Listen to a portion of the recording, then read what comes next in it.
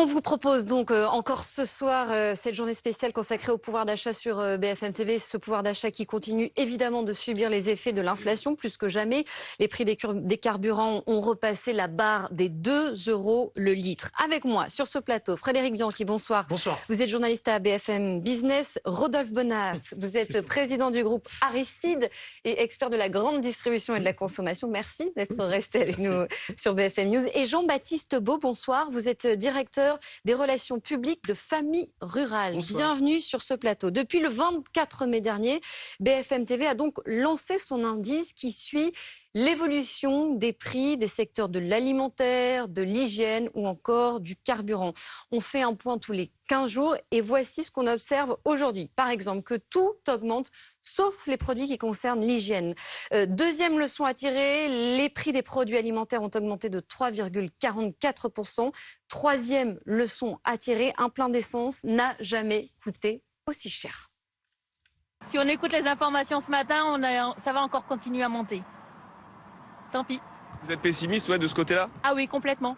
Je pense qu'on peut arriver facilement à 2,20 €. Et on fait moins de sorties, on fait moins d'achats, De toute façon, on jongle surtout, que ce soit le budget alimentaire, vacances.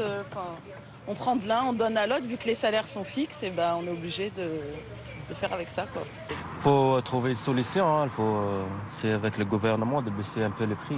C'est pas assez, 15 centimes. En plus, avec l'augmentation des prix partout, ça devient compliqué pour tout le monde.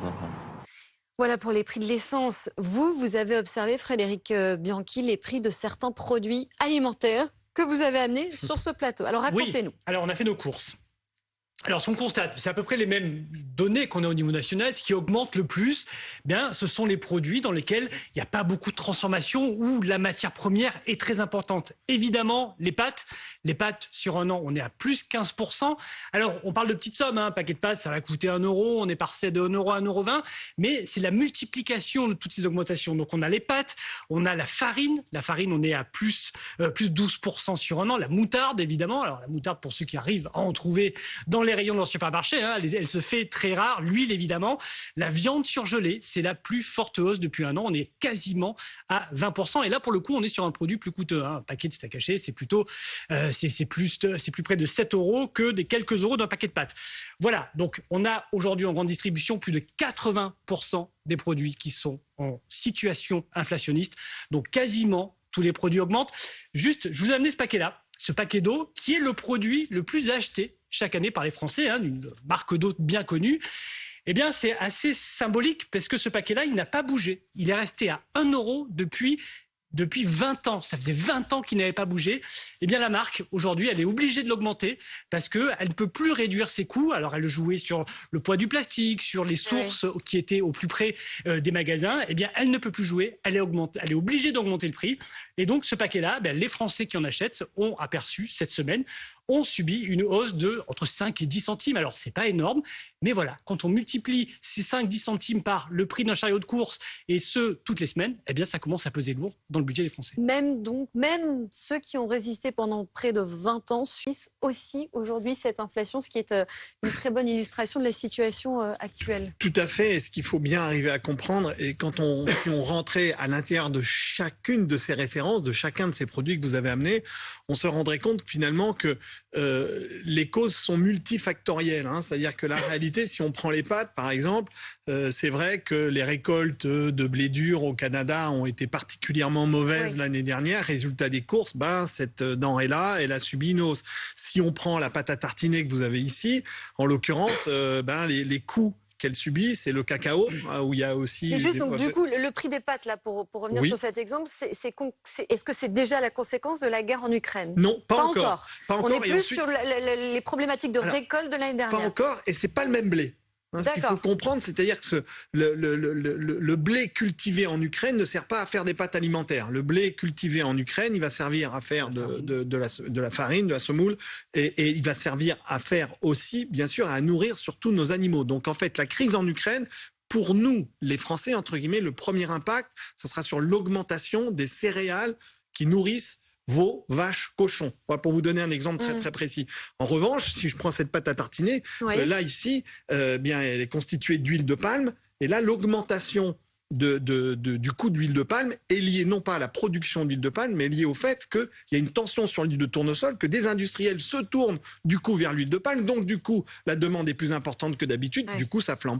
Voilà l'idée. Donc vous voyez qu'à l'intérieur de... C'est une conjoncture de facteurs. C'est multifactoriel et il faut bien préciser que ça a démarré avant la crise en Ukraine. C'est-à-dire que c'est une tendance que l'on observe depuis à peu près septembre 2021, où on a vu à la reprise d'activité post-Covid, on a vu... Ça, ce sont plutôt les conséquences de la crise du coronavirus et la demande mondiale. Et la demande mondiale et des situations météorologiques qui sont plus tendues sur un certain nombre de marchés qui ont fait baisser les productions. Dans notre panier inflation, on a aussi 2-3 exemples assez édifiants. Le prix des chocs à pic qui, ces 2 dernières semaines, a augmenté de 97%, puisqu'on fait un point tous les 15 jours. Hein. Le prix des filets de poulet de 11%, les pommes potes de 6%. Là aussi, on a affaire à une conjoncture de facteurs. Pareil. En fait, vous n'allez pas trouver la même chose. Si je vous donne les prix de filets de poulet, c'est très simple. Je parlais des céréales qui nourrissent nos poulets. Il faut savoir que dans le prix du poulet, 70% du prix du poulet, c'est l'alimentation que vous donnez à l'animal. Donc mécaniquement, si le prix de cette alimentation augmente, eh bien le prix de la vente du poulet va fortement augmenter. Frédéric Bianchi disait 80% des produits dans un supermarché sont concernés par cette inflation. Donc ça veut dire que quoi qu'il arrive, aujourd'hui, le caddie d'un Français est plus cher. Dans quelle mesure? On a une moyenne ou pas? Alors aujourd'hui, votre baromètre est assez exact puisqu'on estime que là, à fin mai, l'augmentation sur les produits alimentaires est à l'ordre de 4%. Donc en fait, vous êtes à 3,6, je crois, dans votre panel, donc vous devez être bien. Mais tout produit confondu. Et ensuite, après, vous avez malheureusement des produits qui surperforment. Hein, on en a parlé tout à l'heure, les pâtes, en effet, la moutarde, l'huile. Puis ce qui est aussi intéressant, c'est qu'il y a aussi le comportement des consommateurs. C'est-à-dire que les consommateurs, ils ne réalisent pas tous face de la même manière. Et puis, par exemple, ils continuent à acheter des pâtes, même à stocker des pâtes et à stocker de l'huile. En revanche, on vient de constater qu'ils achètent beaucoup moins de petits Suisses. C'est comme ça, mais subitement, ils ont arbitré sur le petit Suisse. Ils disent, les petits Suisses, on en achète moins, mais on va continuer à acheter des pâtes et de l'huile.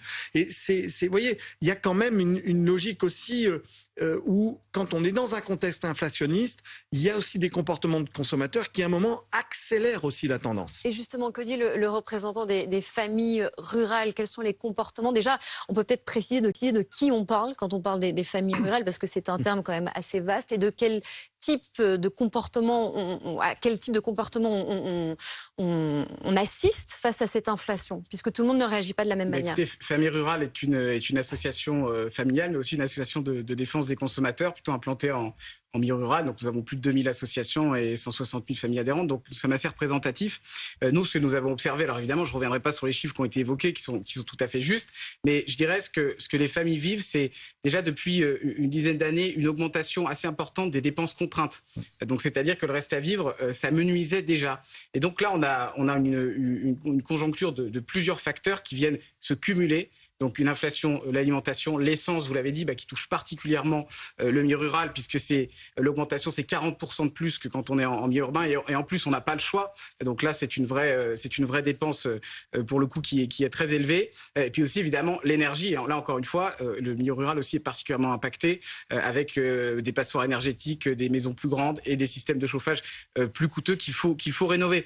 Donc c'est un petit peu ça la problématique. C'est aujourd'hui le reste à vivre s'amenuise de plus en plus, et donc là on arrive à une situation extrêmement tendue et il va falloir donc apporter des réponses qui sont pour l'instant d'ordre généraliste, mais nous on attend aussi des réponses qui soient ciblées. Et là sur l'alimentation, on a eu l'exemple d'annonces qui sont finalement, comme on avait eu à la fin de l'année sur les carburants, qui sont pas vraiment ciblées. On va parler des réponses dans un instant, mais je voudrais qu'on reste juste un moment sur les comportements des Français, et notamment du côté de cette famille qu'on suit depuis quelques semaines pour essayer de comprendre comment elle fait face à l'inflation. Le couple gagne 4 700 € par mois. C'est une famille qui vit en Normandie. Regardez. Je me rends compte que parfois, ce qui peut nous sembler moins cher au premier coup d'œil, finalement, c'est le poids qui fait que c'est moins cher et pas forcément le produit lui-même. Une huile d'olive comme ça, dans un autre hypermarché, c'est plus de 10 € la bouteille. Là, on est en promotion, elle est à 6,49 €. 218 €. Donc ça va. Je trouve que ça va, c'est raisonnable. Oui, je crois que là, en tout, je dois avoir pas loin de 13 € d'économie, donc Le mois dernier, on était à 280. Bon, après, ça dépend vraiment des quantités. Là, j'ai fait un peu attention aux promotions aussi. C'est vrai que cette inflation, Frédéric Bianchi, pardon, Fred, comme normal. On en avait parlé avec Laure Cleuset, votre consoeur, qui avait fait une chronique là-dessus. Cette inflation, elle ne se décèle pas qu'à travers le prix. Il y a des petits signes annonciateurs, un peu piégeux même, qui sont la manifestation de cette augmentation des prix. On va avoir, par exemple, ce qu'on appelle l'inflation cachée, c'est-à-dire que le prix du produit ne va pas augmenter. En revanche, la quantité va diminuer. C'est bien connu en marketing, c'est l'inflation masquée. Et effectivement, certains produits vont augmenter sans qu'on le sache. Par rapport à cette augmentation des produits, sur les nouveaux comportements justement des consommateurs, on observe quand même depuis quelques mois une baisse des achats au global. On est à moins de 2% de dépenses en grande surface en mai. C'est-à-dire que la première réaction des consommateurs, alors on va trouver, ça va dépendre des catégories de produits, mais au global, on consomme un peu moins. Une baisse en volume et une baisse aussi en valeur. Alors on va sacrifier certains produits. Les produits d'hygiène, par exemple, voient leur volume reculer. On va sacrifier des abonnements aussi. Par exemple, Netflix. Netflix a vu son nombre d'abonnés stagner, voire un peu reculer. Ils mettent ça sur le compte de l'inflation. 44% des Français, je crois, c'est une étude assez récente. On a interrogé les Français, 44% des Français assurent que ils seront prêts à sacrifier leurs loisirs du domicile, leurs loisirs multimédia, donc les abonnements Netflix, Disney et autres.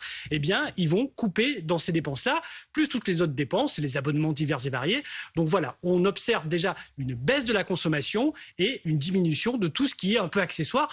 Sur l'alimentaire, c'est le bio. C'est le bio qui est considéré comme accessoire aujourd'hui par les consommateurs. C'est un produit qu'on peut se payer quand nos économies vont bien. Quand on a un peu plus de mal, on va acheter des produits traditionnels quand même moins chers. Il y a même j'entendais un invité tout à l'heure en parler sur ce plateau, près de 15% des Français qui font des crédits pour payer leurs factures. C'est ce que j'allais vous dire. On observe aussi cette inflation avec une augmentation des crédits à la consommation. Ouais. Nous aussi, on agit sur le surendettement. C'est un véritable problème. Mais une étude récente qui est sortie aussi par 60 millions de consommateurs montre quand même que cumuler pas seulement l'alimentation, mais aussi l'énergie, le chauffage et le carburant, c'est quand même 90 € par mois en moyenne. Donc on voit bien que là, quand on est en dessous du revenu médian et surtout quand on fait partie des plus modestes, là c'est très difficile de boucler ses fins de mois. Et ce que j'ajouterais aussi, c'est que le risque aujourd'hui, on est quand même dans une période de transition écologique où justement il y a des impacts aussi de la malbouffe entre guillemets sur la santé. Les consommateurs vont s'y rogner sur la qualité de l'alimentation. Et ça, c'est une véritable problématique puisqu'on dépense, par exemple, plus de 20 milliards d'euros pour lutter contre les maladies cardiovasculaires par an. Donc voilà, c'est une réflexion qu'il faut avoir à court terme, mais aussi à long terme sur l'ensemble et la globalité des conséquences et des causes. Alors parlons des remèdes justement et des mesures, puisque le sujet était aujourd'hui au cœur du Conseil des ministres. La porte-parole du gouvernement a d'ailleurs à cette occasion apporté des précisions sur la fameuse indemnité alimentaire d'urgence qui sera donc débloquée à la rentrée. Écoutez-la. Ce montant, comme l'ont dit les ministres, à commencer par la première ministre, ce montant tiendra compte du nombre de personnes dans le foyer. Cette indemnité, donc, arrivera à la rentrée. Je n'ai pas de date plus précise au moment où je vous parle, mais elle arrivera encore une fois directement sur le compte en banque. Cette indemnité, elle vise à permettre aux Français qui ont des difficultés de pouvoir continuer à acheter, à faire leurs courses comme ils le faisaient avant. Donc on parle là de quantité, je dirais, de denrées alimentaires. Après tout ce qu'on a dit et tout ce qui a été observé du côté de la grande distribution et de la consommation, quel type de montant serait, selon vous, approprié pour aider suffisamment les Français? Alors, ce qu'il faut comprendre, c'est que tout ça, finalement, s'inscrit dans un dispositif où il y a énormément d'hétérogénéité. C'est-à-dire que là, on voyait une famille qui faisait un panier de courses aux alentours des 250 €. Mais il faut savoir qu'il y a des familles qui font des paniers de courses à 35, 40, 50 €. Oui, mais à un moment donné, il va falloir trancher. Et vous avez complètement raison. Et c'est toute la difficulté, c'est de trouver le montant adéquat. Et donc, quand on regarde la part du budget alimentaire, aujourd'hui, en moyenne, elle est de 14% dans le budget des ménages. Mais sauf que pour des ménages aisés, ça va être 4, 5, 6%. Et pour des ménages plus défavorisés, ça peut peser jusqu'à 30%. Il faut savoir qu'il y a des foyers en France, et c'est en millions que ça se compte, qui démarrent, ils démarrent leur mois, et on a prélevé 60 à 70% en dépenses, vous en parliez, contraintes, et résultat des courses, là, les montants sont absolument importants, et c'est ces personnes-là qu'il faut cibler. Donc, si j'avais un montant, parce que c'est ça votre question, je pense que ça sera plusieurs dizaines d'euros, voire même plusieurs centaines d'euros, pour certains foyers bien ciblés. On ne peut pas donner la même chose à tout le monde, ce n'est pas possible. Ça serait une très très grande injustice. Frédéric Bianchi, on a des pistes sur le montant 100 à 150 euros, c'est ça? Voilà, ce serait entre 50, alors ça dépendra a priori, donc ce serait un peu le même dispositif que le chèque énergie, hein, c'est-à-dire qu'on ciblerait les personnes qui sont le plus fragiles, et donc on parle d'un montant qui pourrait être entre 50 et 150 euros, toujours selon le nombre de personnes aussi dans le foyer. Tout à l'heure, vous parliez de 90 euros le surcoût par mois de l'inflation. Donc, ce sont les calculs de 60 millions de consommateurs. Sur le seul alimentaire, ce serait un tiers. Ce serait 30 euros par mois. Donc, si on multiplie ça par le nombre de mois, eh bien, on atteindrait effectivement aux alentours de 200 euros de surcoût par mois. Donc, voilà, ce chèque alimentaire. Alors, là, il y avait une première piste qui était un chèque alimentaire ciblé sur des produits de qualité, comme le bio, comme des produits de meilleure qualité. Ça paraît Cette compromis. piste-là a été écartée par le gouvernement. Ouais. C'était trop coûteux, l'idée de mettre en place un chèque pérenne. Apparemment, c'est plutôt Bercy qui freinait sur cette question-là. Ouais. Donc, on partirait vraiment sur une solution qui part au plus pressé. Hein, vraiment permettre aux gens de boucler leur fin de mois avec un chèque global qu'on pourrait dépenser dans n'importe quelle enseigne de grande distribution. Qu'est-ce qu'elle vous inspire, cette mesure? Et est-ce que, par exemple, elle serait suffisamment adaptée et suffisamment ciblée pour les familles rurales? Nous avons fait justement une étude qui date de janvier, donc nous la faisons chaque année. Donc, mais le panier moyen, on va dire, pour respecter le PLNS, hein, c'est-à-dire d'avoir une alimentation variée, c'est à peu près 450 euros, mais ça, c'est avec des premiers prix et des produits peu variés pour une famille de 4 personnes. Et ça va jusqu'à 700 euros, on va dire, pour le panier médian. Donc, ça donne une idée. Nous, ce qu'on avait proposé, c'était effectivement un chèque alimentation plutôt ciblé, alors pas seulement le bio évidemment, mais sur plutôt les produits sains qui respectent ce plan national nutrition santé et qui serait d'environ 60 euros par personne et par mois. Voilà, puisque c'est basé sur le panier qu'on avait fait. Donc aujourd'hui, qu'est-ce qu'on constate? Que c'est finalement cette mesure a traîné, et aujourd'hui, bien voilà, à quelques jours des élections, évidemment, on nous annonce un chèque. Alors nous, ce que l'on dit, c'est que mieux vaut tard que jamais. Mieux vaut tard que jamais, surtout. Et puis surtout, c'est les familles qui vont en bénéficier en ont besoin. Donc évidemment que ce chèque va être utile, mais il ne va pas répondre à la problématique de fond. Et si j'ai bien écouté la première ministre, effectivement, elle renvoyait dans un second temps justement la mise en place d'un dispositif plus complexe. J'ai écouté aussi Bruno Le Maire qui expliquait qu'il ne savait pas faire. Moi, je pense que Bercy a des hauts fonctionnaires très talentueux qui savent mettre en place des dispositifs très compliqués et qui devraient pouvoir savoir faire. Donc nous, en tout cas, nous demandons à ce que dans un deuxième temps, mais de manière assez urgente quand même, on puisse avoir un système pérenne, parce que là, les 100 à 150 euros, ça va couvrir quoi? Puisque ça va arriver à la rentrée. Donc ça va couvrir finalement, grosso modo, les 3 derniers mois d'inflation. Mais après, qu'est-ce qu'on fait? C'est quand même beaucoup plus que ce que vous aviez chiffré dans l'étude que vous aviez réalisée, puisque vous imaginiez une aide de 60 euros, c'est ça, par mois? Par personne et par mois. Par personne et par mois, d'accord. Voilà. Là c'est un one-shot. Hein. Ouais, là, c'est vrai que c'est un versement en une fois. Bien sûr. Mais sur combien de temps? On ne sait pas. Ça, pour l'instant, ça manque encore de précision et de contours. Ce serait un seul versement de type a priori. Hein, voilà, le gouvernement a jusqu'à septembre pour arbitrer cette question-là. Ce serait un versement à la rentrée, d'après ce qu'on a cru comprendre. L'idée de cette deuxième aide qui absorberait la première, on en sait quoi? À la deuxième aide, on n'en sait strictement rien. Ça viendrait dans un second temps. C'est pour le moment, ça a été écarté, ça a été annoncé par Emmanuel Macron à l'époque candidat. Ça n'a pas été mis en place. Bercy freinerait des 4 fers. Donc, on va voir si, d'ici la fin de l'année, cette aide est mise en place sur les produits sains, sur les produits bio, sur les produits pour permettre une montée en gamme des consommateurs. Autre précision du gouvernement, cette fois, elle est venue justement de Bruno Le Maire sur l'indemnité carburant. Aujourd'hui, notre dispositif, il protège, c'est bien, mais il a aussi des défauts qu'il faut savoir reconnaître. D'abord, il couvre tout le monde de la même façon. Vous pouvez avoir des revenus très élevés ou avoir des revenus très modestes, vous êtes couverts de la même façon. C'est pas forcément ce qu'il y a de plus juste. Le deuxième défaut, c'est que ça protège autant celui qui prend sa voiture pour faire ses courses mais qui n'en a pas impérativement besoin, que celui qui en a impérativement besoin pour se rendre sur son lieu de travail, à son usine, à son entreprise, ou qui l'utilise au quotidien, par exemple s'il est aide-soignante. Donc, ça va durer, c'est prolongé, mais à un moment donné, il va falloir cibler davantage. Et oui. C'est normal? Et oui, pour des raisons très très simples, c'est ces grandes inégalités qu'il existe au sein des foyers français. Pour vous donner un exemple très précis, l'énergie, au sens large, c'est le deuxième poste de dépenses contraintes en moyenne, juste après le logement. Et à l'intérieur, le carburant, ça pèse à peu près un tiers. Et il faut savoir que ça a été bien évoqué dans votre reportage.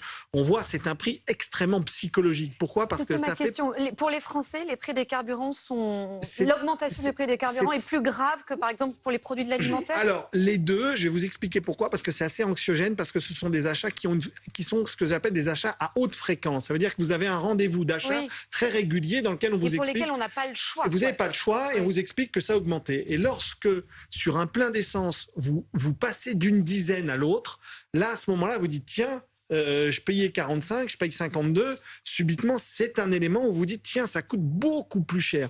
Et tout ça pour expliquer que finalement, les Français sont des vrais comptables de leur budget. Il faut pas se tromper. Il y a même une analyse, une étude qui a été faite. Lorsqu'un consommateur français rentre dans un hypermarché, un supermarché, il a une douzaine de prix de référence. C'est-à-dire, alors, vos 12 produits ne sont pas les mêmes que les miens, mais en revanche, c'est les 12 produits de votre quotidienneté. Vous avez ces prix. 12 produits de référence, ça paraît beaucoup. Oui, c'est énorme. Hein, c'est-à-dire, il a un étalonnage d'une douzaine de produits en tête et il sait très bien quelle est la valeur des choses, comme on l'a vu dans ce reportage avec l'huile d'olive, par exemple. Jean-Baptiste Beau, vous diriez, vous aussi, que l'augmentation des prix des carburants impacte plus, d'une certaine manière, les Français que les prix de l'alimentaire? Alors, je dirais que les prix des carburants impactent plus les Français qui sont obligés d'utiliser leur voiture, évidemment. Oui, mais du côté des familles rurales, justement, c'est une problématique importante. Exactement, donc c'est ce que je disais, un chiffre, c'est l'augmentation, les 40% plus élevés, en tout cas le coût 40% de plus pour les personnes qui, justement, n'ont pas d'autre alternative. Donc nous, ce que nous disons depuis le départ, et Bruno Le Maire le reconnaît, donc c'est bien, mais il faut un dispositif plus ciblé